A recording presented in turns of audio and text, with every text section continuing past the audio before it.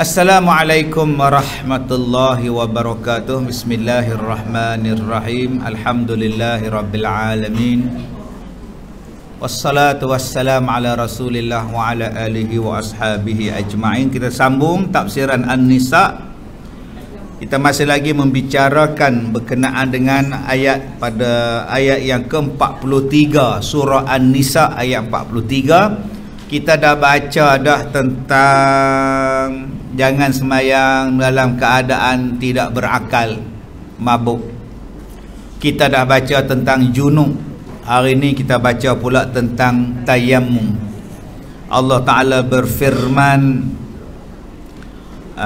kata Allah, wa in kuntum marda aw ala safarin aw jaa ahadum minkum minal ghaid aw lamastumun nisa falam tajidu ma'a fatayammamu sa'idan tayyiban famsahu biwujuhikum wa aydikum innallaha kana afuwan ghafura.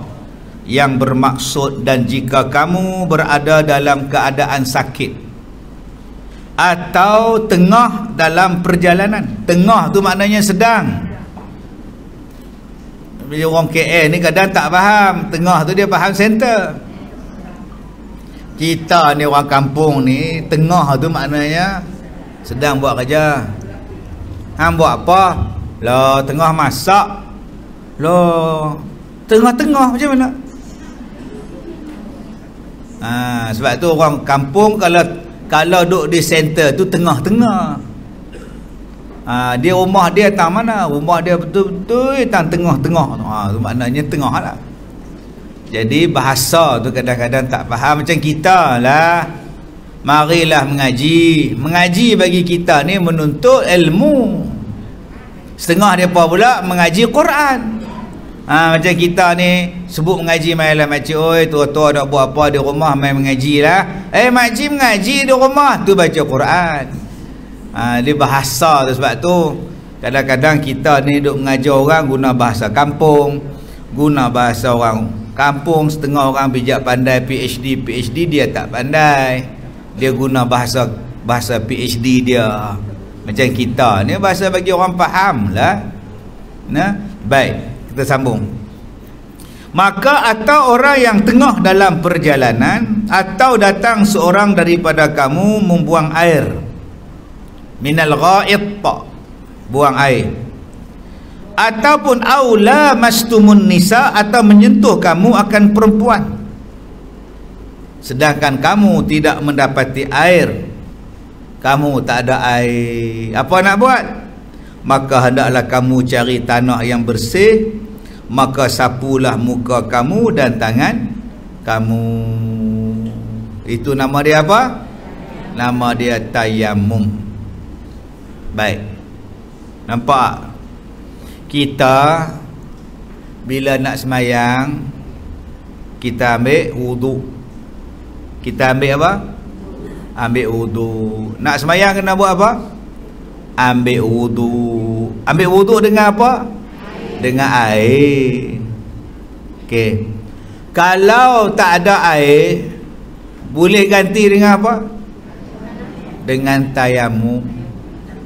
Bukan tanah liat. Dengan tayammum. Okey, kita ni opah cik masuk dalam tandah, buat apa? Berak. Jarang duduk dalam tandah buat kerja lain. Air tak ada, Kak Som, kita boleh guna istinja dengan batu. Dengan batu. Okey, contoh. Jadi ambil wuduk dengan air, siapa bagi? Allah bagi. Ambil wuduk tak ada air, ganti dengan tayammum, siapa yang izinkan? Allah. Basuh berak dengan air, siapa suruh? Allah. Tak ada air ke apa-apa, guna batu, boleh tak? Siapa suruh? Habis selesai masalah. Dah ustaz nak kata apa? Saya nak cerita, ada orang ni murtad. Dia murtad. Dia orang putih, masuk Islam 16 tahun. dia duk kaji agama apa semua, dia masuk Islam. Dia kata dia seronoklah masuk Islam. Tapi dia kata bila dia jumpa dengan satu surah, nama dia surah An-Nisa, cerita pasal perempuan menikah.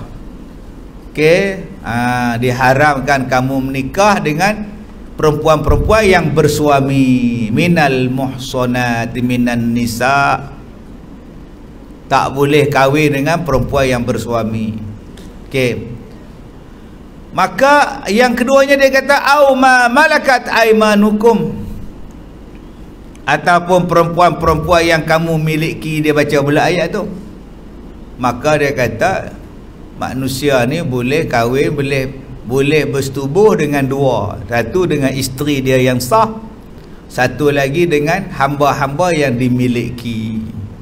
Maka dia tak setuju yang tu lah. Dia kata Islam ni jaga sangat hukum. Pasal apa yang boleh bersetubuh pula dengan hamba-hamba pula. Dia kata dia tak mau dalam Islam, dia keluar Islam. Pasal apa? Dia kata boleh pula pergi tangkap orang perempuan, kemudian jadi hamba, boleh pergi jadi isteri, jadi hamba pula, boleh bercampur pula. Jadi ni Mak Saleh jenis bodoh. Masuk Islam kan nak mengaji, masuk Islam duk cari salah Islam.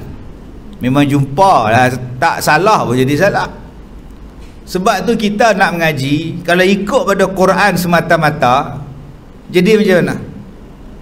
Au ma malakat aimanukum, ataupun hamba-hamba yang kamu miliki.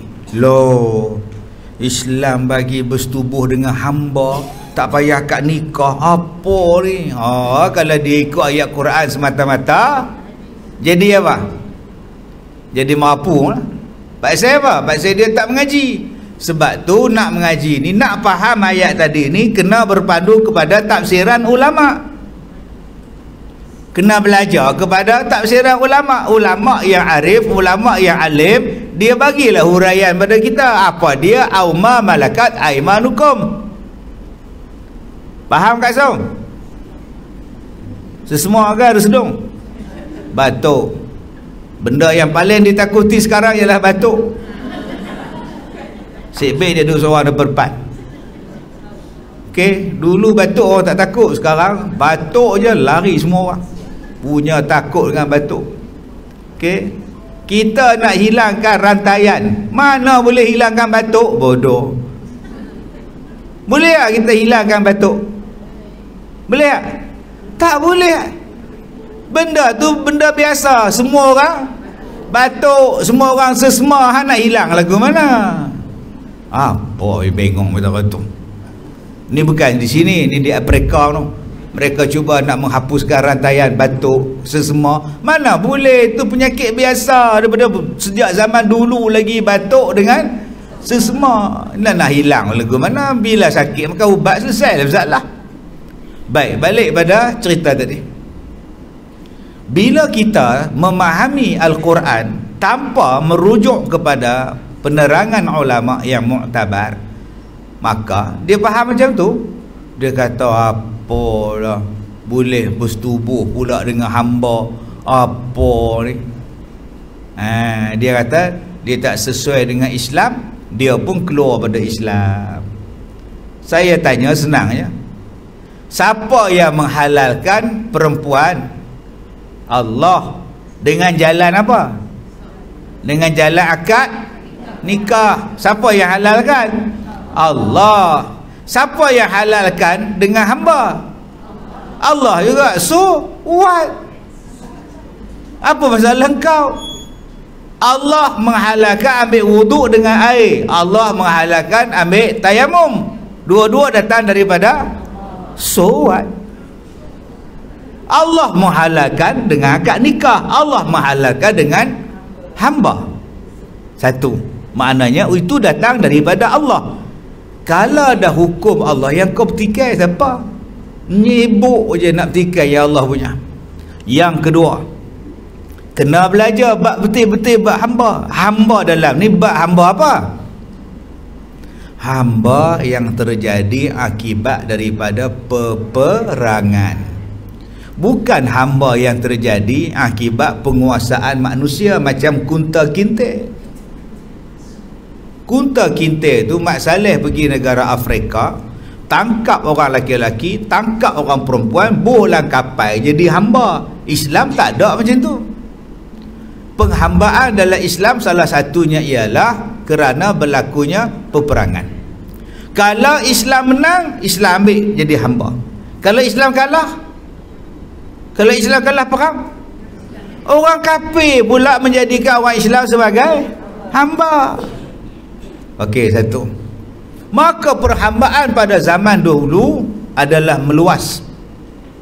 Semua orang duk amalkan hamba akibat daripada peperangan tadi. Maka jikalau Islam datang terus-terusan menghapuskan hamba, jadi susah, jadi kelang kabut.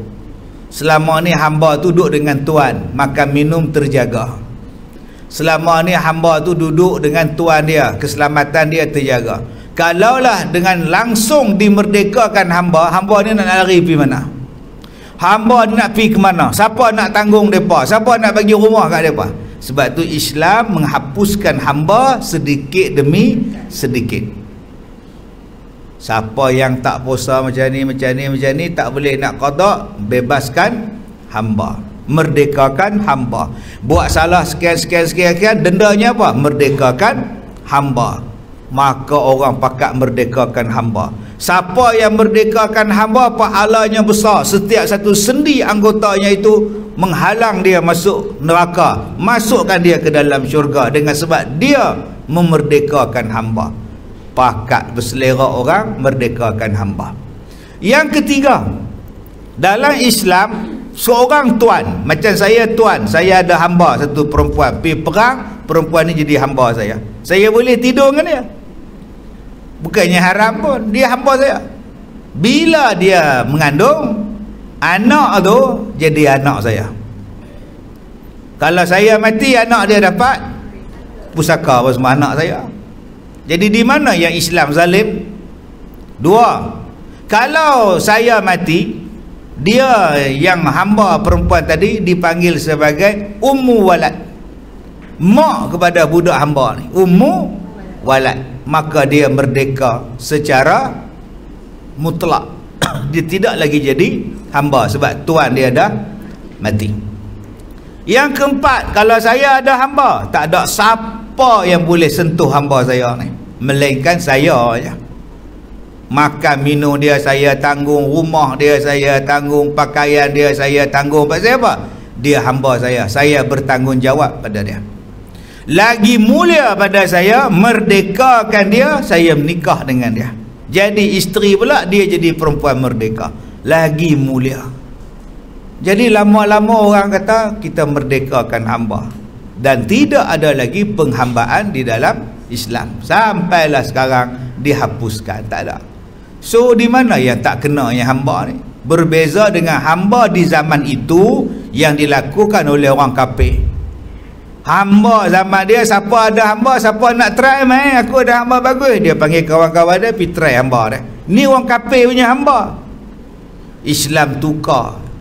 Kalau hamba kamu tak ada siapa boleh sentuh, kamu seorang aja, anak kamu pun tak boleh sentuh hamba tu, dia jaga. Jadi zaman itu Islam menunjukkan contoh penghambaan yang lebih baik, sehinggalah dimerdekakan semuanya. Jadi si bengong ni dia keluar daripada Islam, dia kata Islam ni tak betul sebab menghambakan perempuan. Padahal mana ada dah sekarang ni hamba. Dan Islam dah menghapuskan penghambaan dengan begitu cantik. Sebab tu puak-puak ni setengahnya masuk Islam bukan sebab apa? Sebab nak glamour. Lepas tu dia cari Islam tak apa sesuai, dia pun keluar pada Islam. Padan dengan orang Islam tu pun masuk 2 hari Islam dah panggil ceramah dah. Ni perangai orang Islam pula. Baru 2 bulan jadi masuk Islam, usung merata pergi ceramah, forum sana, forum sini. Dia tu mandi junub pun tak erti. Pergi suruh belajar lah, pergi mengaji dulu. Orang kita ni penyakit dia macam tu. Yang tok guru alim hang tak nak panggil, ustazah alim hang tak nak panggil, hang pergi panggil orang hak baru hijrah, orang yang baru masuk Islam 2 minggu, pergi cerita dekat dia. Seronok dah puan ni, seronoklah glamour. Ini yang banyak berlaku sekarang. Suruh dia pergi masuk pondok dulu, Pergi mengaji dulu. Tadah kitab dulu. Pergi belajar Iqra' dengan Ustaz Izzul dulu. Nah, pergi belajar semayang dengan Ustaz Ahmad dulu.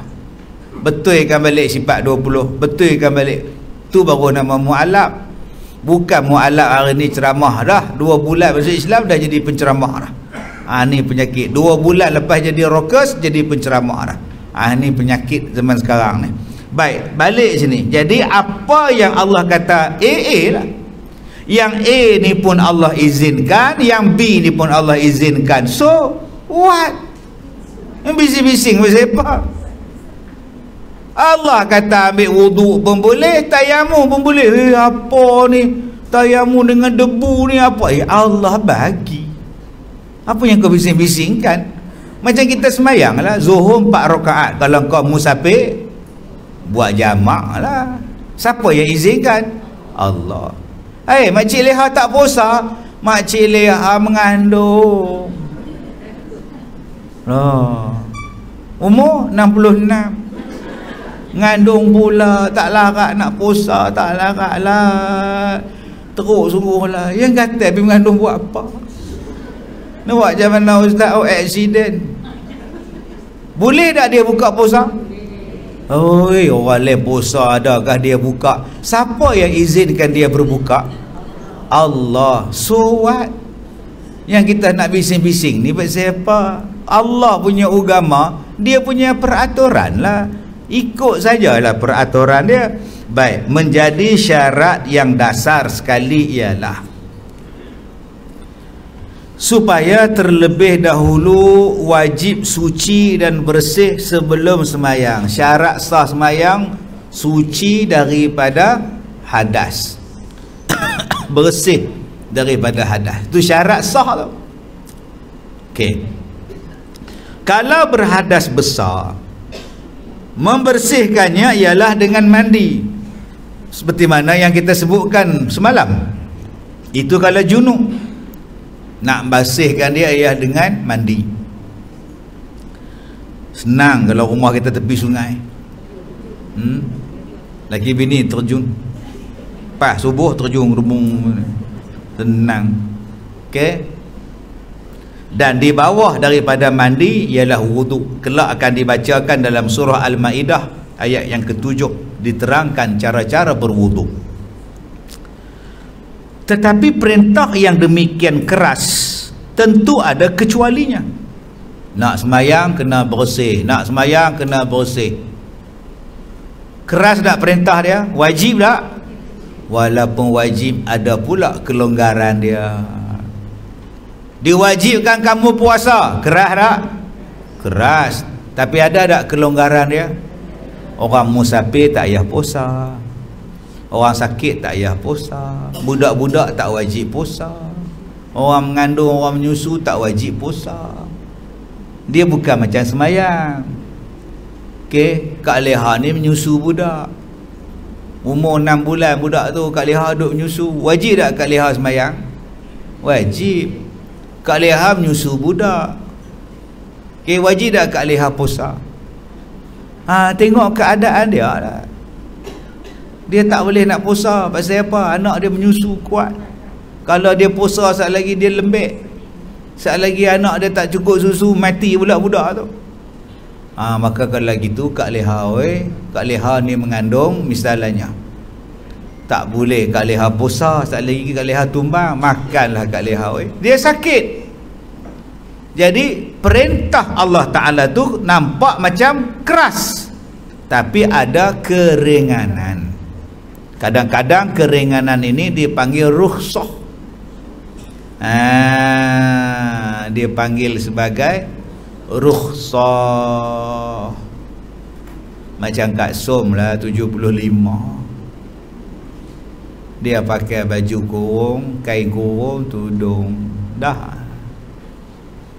Taklah nak berat pada dia nak pakai jilbab lagi, burqa lagi, niqab lagi. Dah ada keringanan untuk dia. Tak payahlah dia nak pakai baju kurung, kena pakai baju hitam di luar pula, tutup muka nampak mata berjalan. Tak ke menyusah Kak Som? Jalan pun tak apa nampak, kaki nak melangkah pun tak apa larat. Islam ni nampak tu, tapi ada keringanan. Serupalah dengan sembahyang tadi. Bila nak sembahyang kena bersih. Nak bersihnya ialah kena mandi, tak pun kena wudu. Tetapi ada orang yang tak boleh berwudu sebab air tak ada. Ada orang yang tak boleh nak mandi sebab air tak ada. Apa yang tak ada airnya ustaz? Kita di Malaysia banjir ustaz. Oi, apa nak tayamum? Ini bahasa orang bodoh. Apa nak sembahyang jamak-jamak surau sepanjang jalan, berhenti singgah je lah. Hei, tak tahulah orang sekarang mengira, kata dia. Opah ni kalau buat rombongan mesti menyusahkan kita. Orang lain buat jamak qasar zuhur asar, dia tak buat. Bila nak berhenti asar dia menjerit. Tak ada sembahyang asar ke? Dah pukul 5 kata dia. Ketua rombongan cakap, kan tadi kita dah suruh buat jamak, tak buat ke? Apa nak jamaknya, suruh sepanjang jalan. Hei, ambil opah ni, buka pintu bas, tinggal di luar tu. Allah bagi kita keringanan supaya perjalanan kamu lancar. Naik kapal terbang lancar, naik kapal terbang, naik kapal kapal laut lancar. Senang. Kita nak naik kapal pukul 5 petang, pukul 4 dah kena masuk dah. Sekali nak sembahyang macam mana dalam kapal terbang? Kalau gitu buat jamak siap-siap zuhur dan asar. Selesa dan selesai. Selesa gila lah, buat jamak lah. Pukul 2 dah habis dah zuhur dan asar. Alhamdulillah aku dah jamak dah. Sekali lagi tak payah dah sembahyang asar. Naik atas kapal terbang aku tidur je. Kan senang.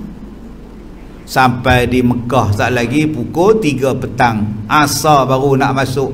Kalau begitu aku nak jamak dan qasar dekat dengan Madinah.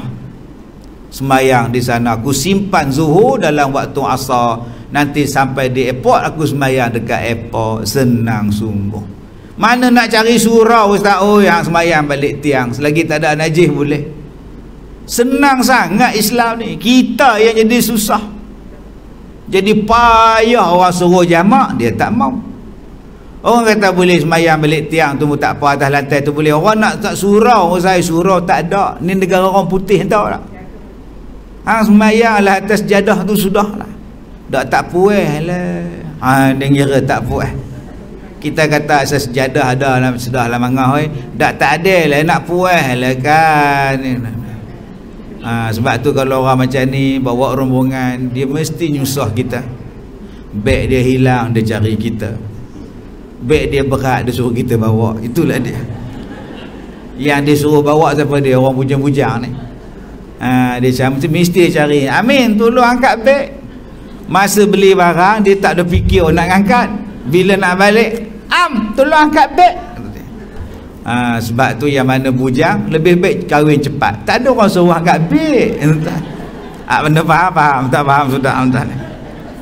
Baik, kemudian tetapi kata dia, kalau tidak, kita wajib mandi sebelum sembahyang kalau kita berhadas besar, dan kita wajib berwuduk kalau kita berhadas kecil.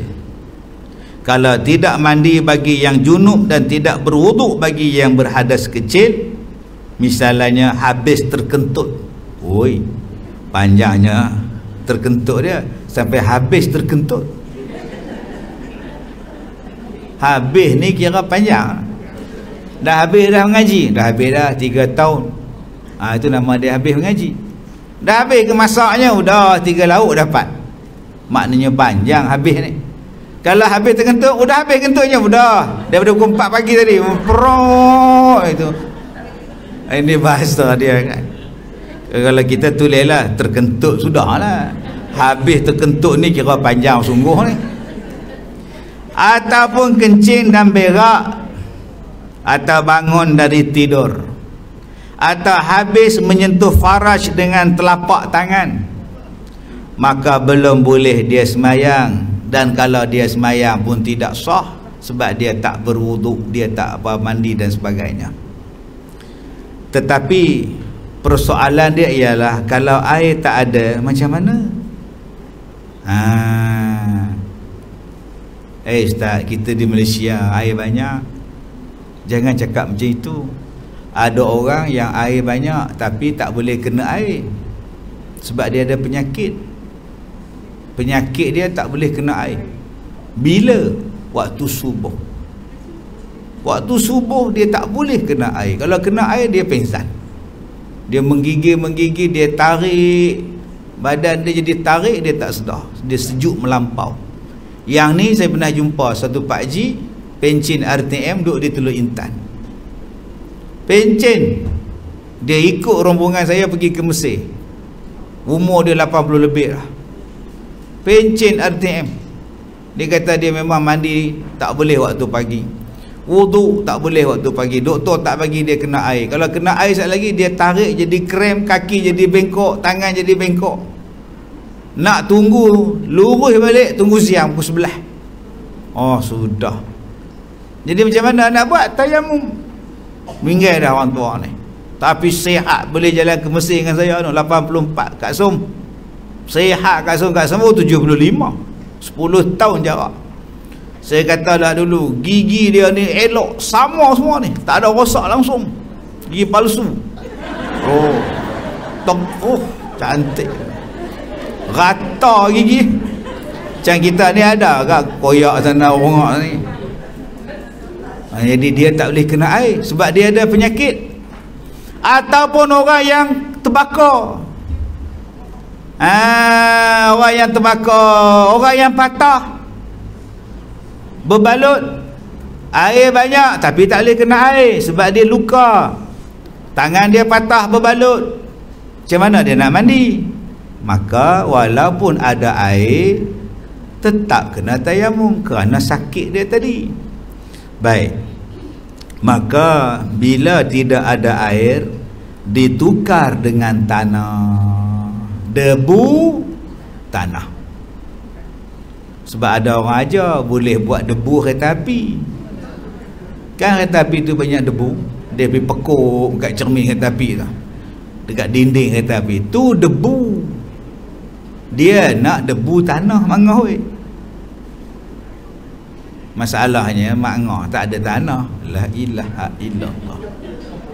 Di mana Mak Ngah duduk? Mak Ngah duduk tingkat 18. Nak turun lift rosak.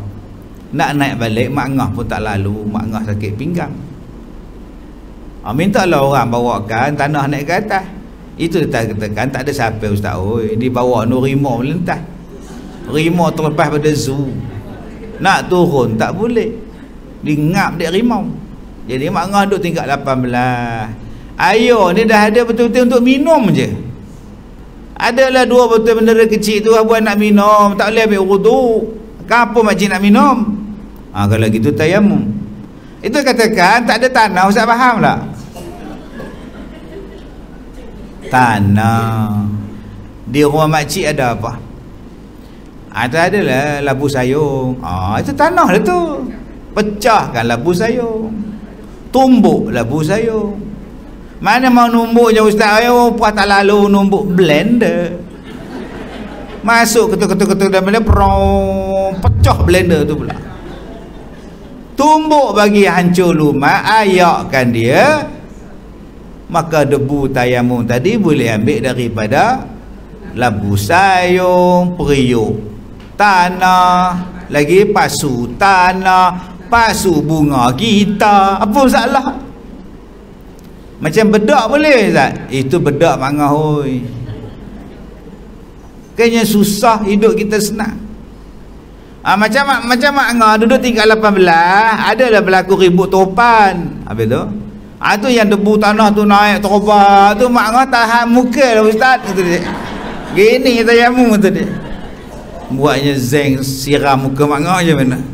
Duk tadah muka kayu sampai zeng sampai. Dah dikata tadi debu. Okey, yang kedua dipindahkan dengan tangan. Bukannya dipindahkan dengan topan. Maksudnya apa? Dipindahkan dengan tangan. Dipindahkan tangan, kita pindah, bukannya tahan muka nyamannya itu lain. Itu dia pindah dengan angin, tak bukan dipindahkan dengan tangan. Baik, kemudian pengecualian ini pertama diberikan pada siapa? Dah pukul berapa kita ni? 11.35. Baik.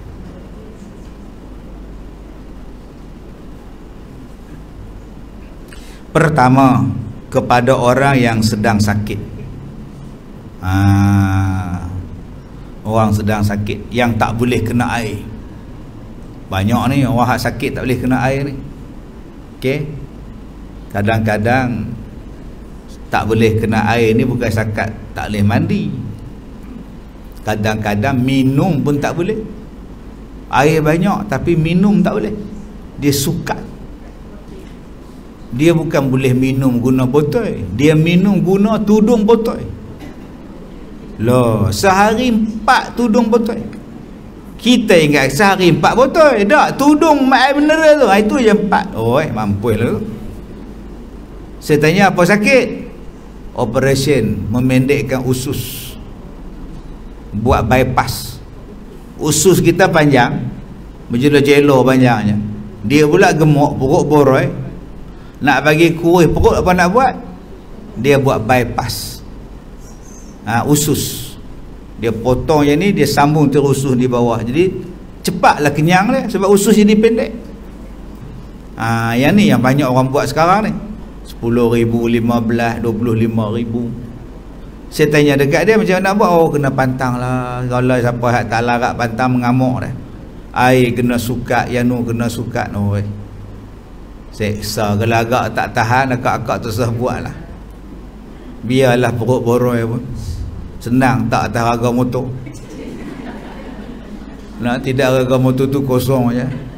Lah sejak kita boroi ni, perut tu melendut, tak atas harga, selesa sikit. Daripada duk minum 4 tudung botol je. Allah. Weh, seksa ni. Itu sakit. Sakit macam-macam jenis sakit. Ada sakit yang cari penyakit, ada sakit yang dia datang, kita tak minta. Macam sakit tadi tu macam mana? Tu cari. Ada yang sakit tak boleh kena air. Sebab apa? Operasi muka, hidung dia kembang. Dia pergi ke Korea tu nak bagi hidung mancung. Ada berapa bulan tak mandi. Ada yang hidung dia, muka dia ni timbul tulang ni, dia nak buang tulang tu hudung, dia potong. Ada yang muka dia 4 segi macam biskut tu, muka dia muka 4 segi, dia buang tulang rahang ni, naik ke atas, bila balik jadi bujur sirih. Ada yang buat operasi bagi putih, muka bagi putih. Ada yang mata ni sepet, operasi buka. Ada yang operate mata dia tak ada apa ni, kelopak. Bukan tak ada kelopak. Kelopak kita ni kan dia ada satu lagi line, dia tak ada line. Dia kata tak lawa, dia nak buat line pula. Lah, macam-macam jenis operate sekarang. Okey, opah cik ni umur 84, nak bagi tegang kulit, boleh tak? Boleh. Tarik muka opah cik ni ke belakang, tarik kulit, operate. Ada setengah dia tak operate, dia tarik saja kulit, dia bogam, sekali dia buka balik, berkendur balik. Itu berhati-hatilah. Okay? Ada yang tempek kedut ni, macam pelakon Hindustan tu, Rajinikan, Shahrukh Khan. Rajinikan tu 70 lah, tua bangka lah, dengan botak dia, berkedut dah. Tapi bila berlakon, muka jadi penuh tak? Sebab dia tempek satu lagi benda, rambut bagi palsu. Shahrukh Khan pun tempek bagi muka jadi penuh, padahal dah kedut nyanyi. Itu kaedah rawatan. Maka kena tengok jugalah penyakit kita ni. Ada penyakit yang cari penyakit, okay? Ada yang dah datang sendiri, tak minta pun, dah takdir nak kena. Baik, tak kira lah, tu pun jenis penyakit juga, tak boleh kena air, dia buat operation. Banyak orang sakit meskipun ada air, tapi dia tidak bisa kena air, atau akan menambahkan penyakitnya kalau kena air. Orang yang penyakit enzima misalnya, sehari berapa kali dia boleh mandi, dia kan boleh kena air kerak-kerak. Kita kata pilah mandi, dia penyakit enzima, air kena kurang. Bukan semua air kita boleh mandi. Kita ni ada kencing manis, kita ada jantung darah tinggi, yang pergi hot spring pasal apa? Bawa mak pergi hot spring, mak tu duk cocok insulin, kencing manis pun tinggi, darah tinggi lagi tinggi. Jom kita pergi hot spring, terjun air panas, opah tu pun terjun balik-balik, naik lagi kencing manis dia tak boleh. Ada orang yang kena mandi air sejuk, buh air batu, rendam dalam kaki dia dalam baldi, naik naik kecut. Tapi ada orang yang tak boleh berubat dengan air sebab dia menambahkan lagi sakit dia. Jadi bukan semua orang boleh kena air, bukan semua orang boleh berubat menggunakan air. Yang kedua, orang yang sedang dalam perjalanan musafir. Dalam perjalanan air sukar didapati, sebab itu diberi keringanan, tukar sahaja dengan tanah. Dengan keringanan ini, maka orang yang dalam perjalanan tidak usah-usah lagi mencari air. Kamu boleh tayamum. Di zaman mula-mula agama diturunkan, musafir berjalan di padang pasir, berhari-hari mengendarai unta dan kuda, air sukar didapati, maka sungguhlah tepat rukhsah tayamum untuk orang yang bermusafir. Dulu orang musafir ni susah dapat air, okey, maka bila datangnya rukhsah tayamum, senangnya hidup. Hanya orang yang tak reti saja merasakan Islam ni jadi susah, dan orang yang terlebih reti pula menjadikan Islam ni susah. Ulang balik, orang yang terlebih reti menjadikan Islam ni jadi susah. Makcik nak kahwin, ada bakal suami makcik, ada ni sebelah ni, makcik kami nak kahwin. Kalau dulu boleh, mai kita menikah, mana walinya, mai dulu. Sekarang kami nak kahwin, udah 2 dos, udah. Yang 3 dah ambil belum? Belum, pergi ambil dulu, baru datang balik. Jadi susah tak? Susah. Makcik nak kahwin ke? Nak kahwin, udah 3, udah 3 apa? 3 dos. Ingatkan menikah 3, udah 3 dos, kata dia. Makcik tak pakai topeng, pergi ambil topeng. Ambil topeng pula. Susahnya nak menikah, susahnya hidup. Siapa lagi masuk ni? 1, 2, 3, 4. Oh, dah terlebih. Keluar lah. 4 orang dah ramai menyakit kan. Oh, orang yang pandai dah menyusahkan Islam sekarang ni. Padahal Islam tu senang tak? Ada saksi, ada wali, ada akad, ada ijab, ada qabul, belasah lah kau nikah. Sekarang dia tanya macam-macam. Kalau dulu nak masuk masjid senang tak? Masuk. Sejadah dia bawa? Tak ada. Tak boleh masuk lah. Sejadah tak ada. Atau dalam masjid baju sejadah, itu kami punya, ni nak daripada rumah punya. Tak ada. Tak ada, tak boleh lah, minta maaf lah, ni sop, kata dia. Sop utara ke? Tak, sop. Bukan bihon sop, kata dia. Oh, susahnya nak masuk. Anak umur berapa tahun? 10. Oh, minta maaf, 10 tak boleh. Dia 15 tahun ke atas baru boleh masuk.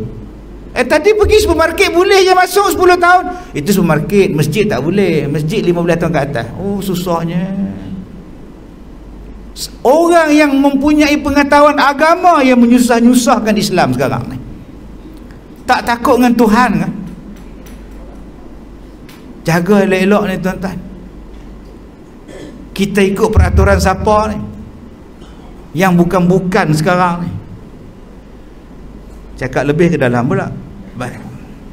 Maka sebahkan di zaman moden kita ini, meskipun alat mudah, baik di kapal atau di kereta api atau di kapal udara, namun rukhsah tayamum ini tetap memberi kelapangan kepada orang yang bermusafir.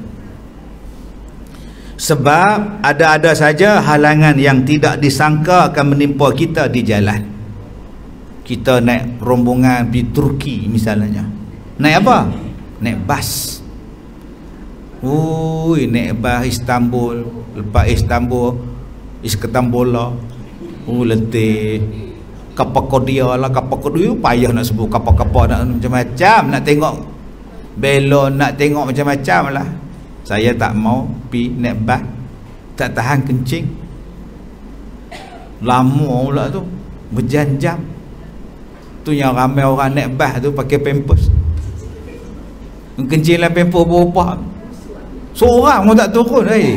Tahan lama sungguh rupa ni. Padahal pakai pampers. Dia lupa. Yang mana faham, tak faham sudah. Rupanya ngencin. Astagfirullahalazim. Tiba-tiba bah rosak. Sudah berhenti tepi jalan. Ayo bawa untuk minum, jalan ambil. Kedai jauh. Mana aku nak berjalan? Sekarang dah masuk Zuhur. Tayamum je lah. Atau yang pampers tadi buanglah makcik. Pergi gulung-gulung lempar jauh-jauh balik batu tu.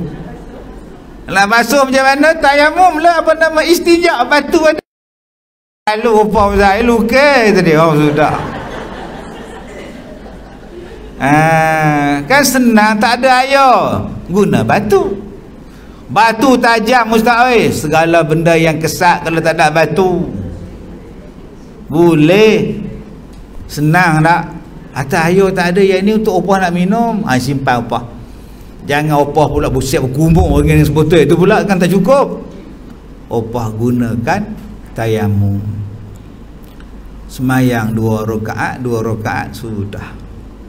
Sekali je kita buat semayang jamak qasar, selesai masalah. Senang lah Islam. Tak ada air, tayamum. Masa panjang lagi kita qasar jamak. Tak ada air nak basuh kencing, istinja boleh. Apa masalah? Semayang tak ada surau Ustaz, tepi bah boleh semayang, belakang bah boleh semayang, balik batu tu boleh semayang. Simple sungguh. Baik. Dan katanya sebab ada saja halangan yang tak disangka-sangka menimpa kita di jalanan. Misalnya kereta api yang sangat berdesak dari Jakarta ke Surabaya sehingga sukar untuk mengambil air semayang. Bahkan sukar pergi ke tempat air dalam kereta api sendiri lantaran sesaknya. Maka kita boleh menggosoknya tangan saja ke dinding kereta api buat tayamum. Ini dia punya faham. Okey, ini bukan mazhab kita Syafi'i ni. Ini dia punya fahaman dia. Sebab Nabi pun pernah berbuat demikian di dinding rumahnya. Yang tu tak apalah, debu dia betul. Ni hak kereta api ni debu macam-macam. Kadang muntah orang pun dah melekat situ. Zaman dulu kereta api bukan ada aircon. Pergi bawa durian pula naik kereta api kat Taiping tu. Bau penin. Muntah pula keluar ke mana? Keluar kepala kot tingkap. Dia muntah kot tingkap, muntah tu masuk ke tingkap balik. Kena orang sebelah dia pula. Yang tu yang melekat kat dinding tu. Kemudian kita kata ni debu tanah. Tu bukan debu tanah. Tu muntah orang. Jadi jangan kita duk cah pula itu apa debu. Macam-macam benda. Air liur orang pun ada. Zaman kita dulu mana ada aircon kereta api. Nombor pun tak ada. Siapa malang duduk diri, siapa untung dapat tempat duduk. Bunyi kedai. Paling seronok kalau lalu kat jambatan. Seronok lah. Bunyi tu sedap. Sedap bunyi tu. Sampai pula pada rengai, masuk terowong pula. Seronok lah. Suar tangan, nak rasa sejuk air dia. Sampai pula tapah kampar orang jual bihun dengan ais kelapa. Ais kelapa.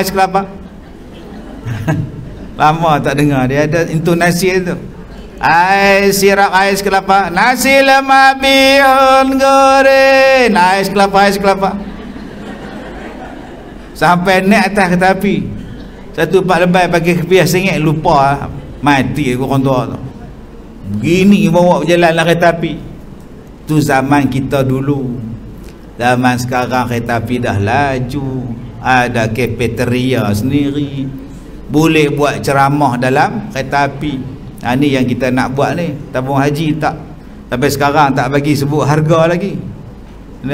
Kita nak bawa naik kereta api pula, pergi ke Hak Nyai, 2 hari 2 Hak balik pula. Okey, sampai sekarang dia pun senyap sunyi sepak tau.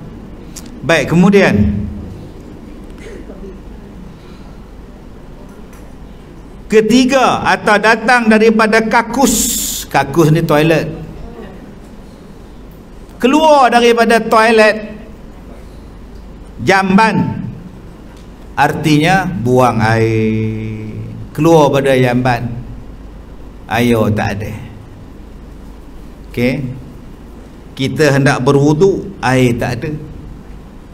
Lihat, air tinggal 2 botol abang, kita nak minum. Ni abang kencing ni, istinja lah. Ni abang nak wuduk ni, tayamum, air tak ada, nak buat macam mana? Okey, kita hendak berwuduk, air tak ada. Al-Quran mempunyai bahasa yang halus. Dikatakan selesai buang air besar atau air kecil, kembali daripada jamban. Tidak didapati dengan kata baru habis berak atau habis kencing. Nampak bahasa Quran tu? Bahasa Al-Quran, Allah Ta'ala kata apa? Allah gunakan perkataan minal ghaid, au jaa ahadum minkum minal ghaid. Dia kata apabila kamu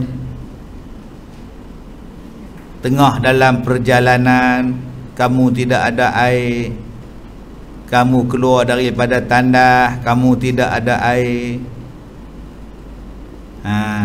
Dia gunakan perkataan buang air, minal ghaid.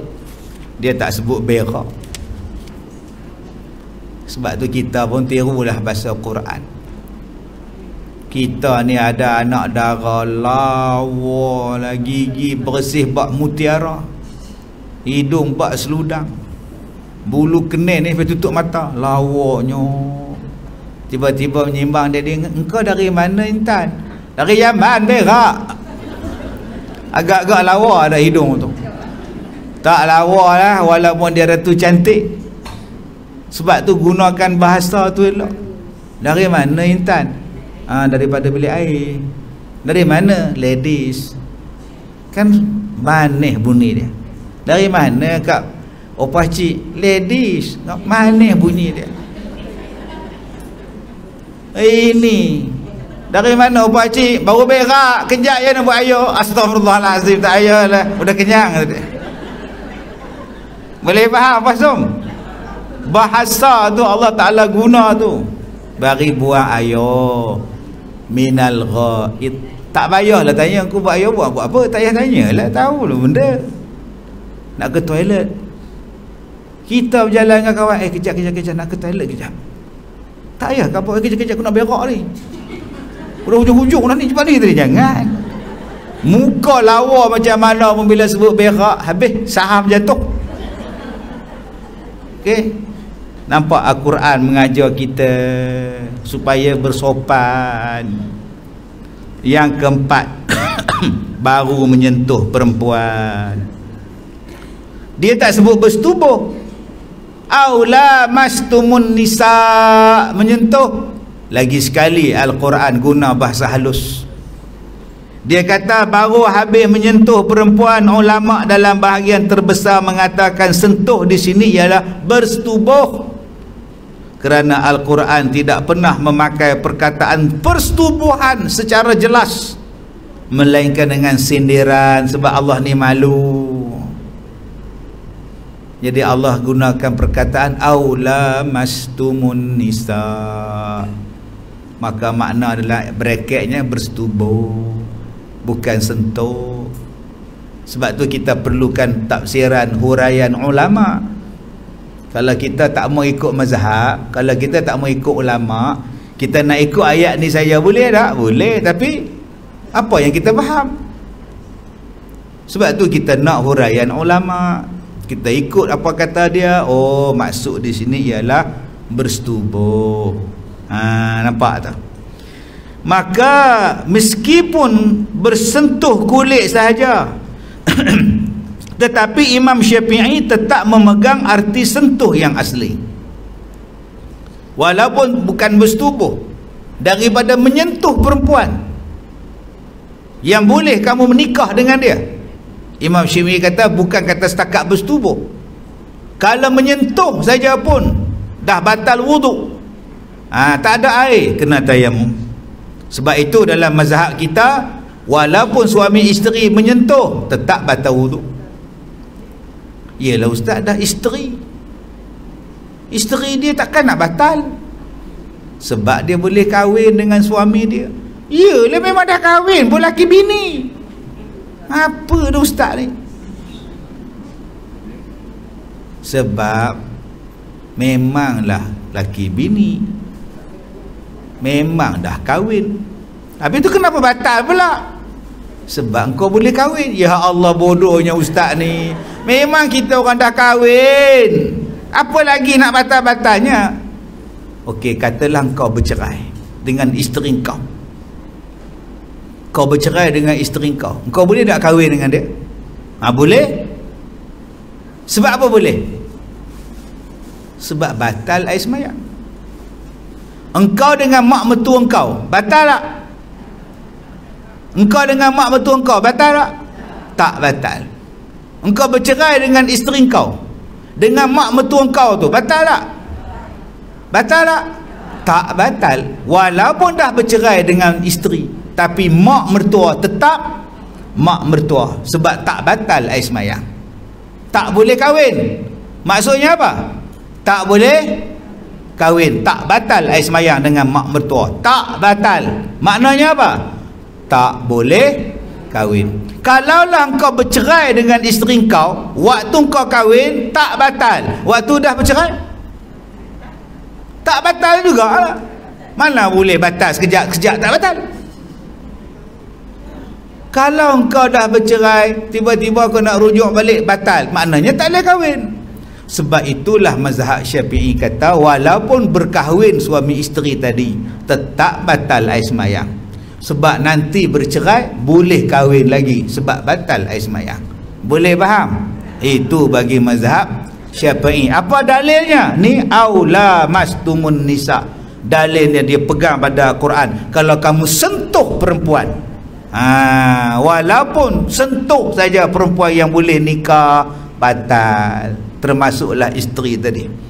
Baik, sebagai pendapat Imam Syafi'i atau habis bersetubuh sebagaimana pendapat ulama yang lain. Namun kalau air tidak ada, sudah boleh tayamum. Atau ada sakit badan, bolehlah tayamum.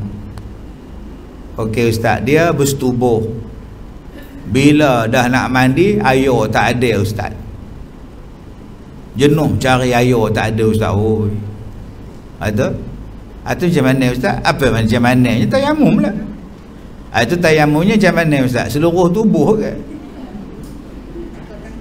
Kalau gitu hampa je lah debu tanah tu, bu atas tika mengkuang, bergolek laki bini ke kanan kiri, kiri kanan.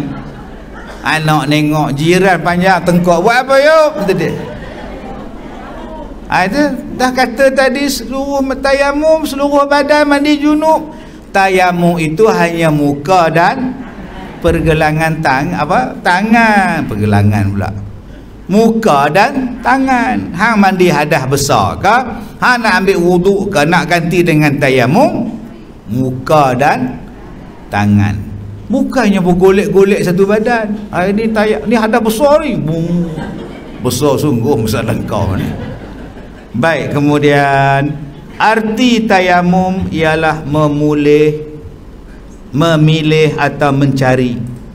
Makna ini pernah dipakai dengan terang dalam surah Al-Baqarah 267 tentang orang yang memilih hartanya dia sendiri. Tidak senang kalau misalnya dia diberi oleh orang lain harta semacam itu, tentu dia akan memicingkan mata. Wala tatamannawul khabitha min, janganlah kamu memilih yang buruk daripadanya. Baik, tandakan di situ. Baik, cukup sekadar itu. InsyaAllah besok ada kelas lagi seperti biasa. Hari Sabtu kita ada ijtima'. Okey, pagi pukul 9 kita ada forum. Ustaz Roslan Cik Ros dan Ustaz siapa? Nama apa? Zahrul Lail. Pukul 10 kita ada forum lagi, Ustaz Kazim dan Ustaz Ahmad. Okey, hari Sabtu. Hari Ahad kita ada program bersama. Ya, wallahu a'lam. Sekian, wabillahi taufiq wal hidayah. Assalamualaikum warahmatullahi wabarakatuh.